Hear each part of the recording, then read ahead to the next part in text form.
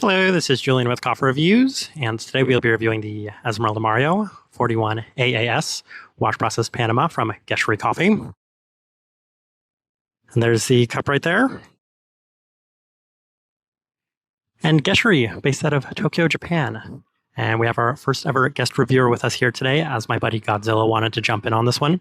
So go ahead and say hi to the people. And he's actually a little camera shy. But yes, we are currently outside of their only location in Chiyoda City, and this is my first time ever trying them. As a coffee roaster, I had zero familiarity with, though they are one I've seen quite a number of times in the Best of Panama auctions, as they are notorious for purchasing a number of those high-end Panamanian lots. So I always wanted to go to their shop and try their coffees for myself, so I'm definitely looking forward to discussing them. Let's go ahead and give it a shot. And the quick notes about the coffee shop and the roaster itself. So first off, the shop had 4 hand brew options as well as 2 cold brew options. So this was obviously going to be my first pick, given that this is a Hacienda La Esmeralda coffee. And interestingly enough, they had Firestone available as a cold brew offering. And then they also did serve a card with the coffee as well, and then like a little gelatin thing, as well as a sample of one of their other Gesha offerings.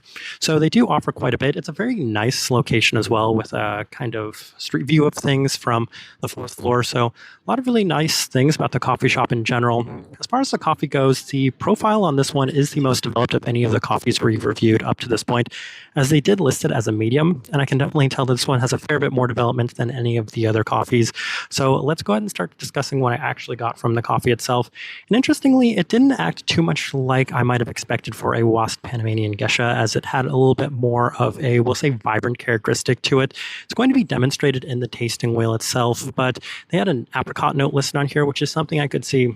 Interestingly for me, this coffee acted quite a bit like plenty of Costa Rican coffees that we have reviewed in the past, which does include a fair bit of those heavier stone fruit aspects and even a little bit of a kind of berry component to it as well. So a lot more vibrancy and maybe a little less clarity and even a little less florality than I might have expected.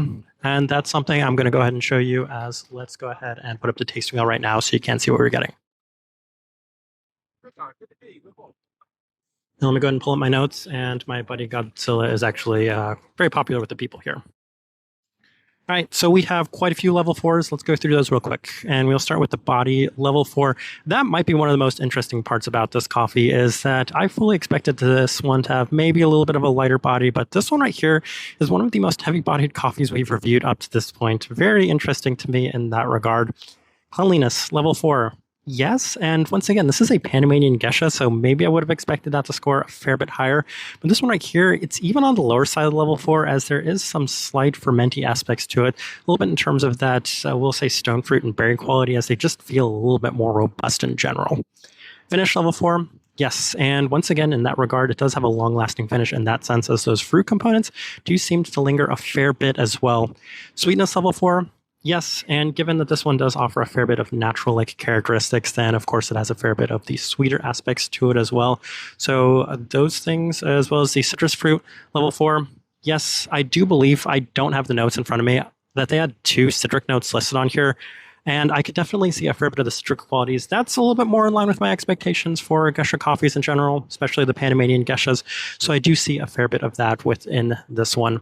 Stone fruit level 4, yes. And one of the other notes I do know for sure that they had listed on here was the apricot, because that was by far the most pronounced characteristic for me. But it was way more in that jammy stone fruit sense, which typically tends to indicate a little bit more of the apricot-like aspects to it.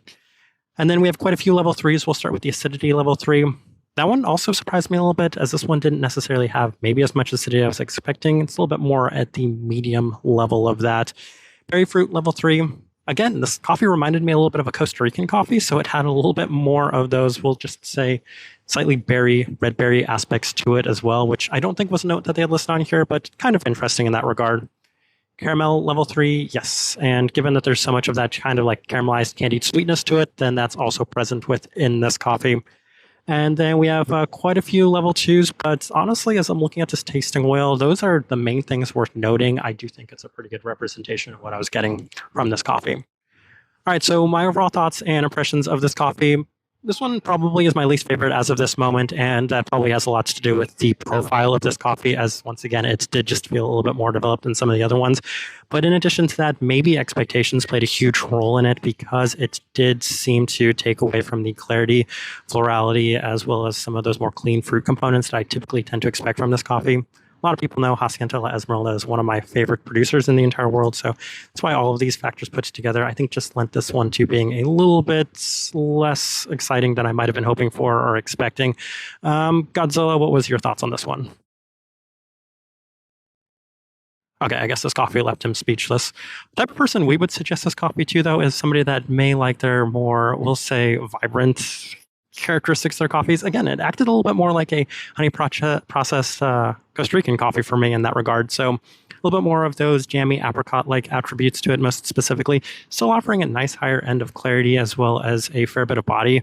That's another thing that's kind of interesting if you do like your, we'll just say, Geshas have a little bit more body and vibrancy to them in general, then this might be a pretty good fit. Also, keep the profile of this one in mind. For the most part, I think that's the best way I can leave this review. I wanted to speed run through this review so we could get out of here. All right. If you guys have by chance had an opportunity to try anything from this coffee roaster or this coffee, would love to know your thoughts and impressions of it or them as well.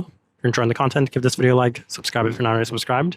This right here has been a review of the Esmeralda Mario 41 AAS wash processed Panama from Geshary Coffee. Thank you for watching.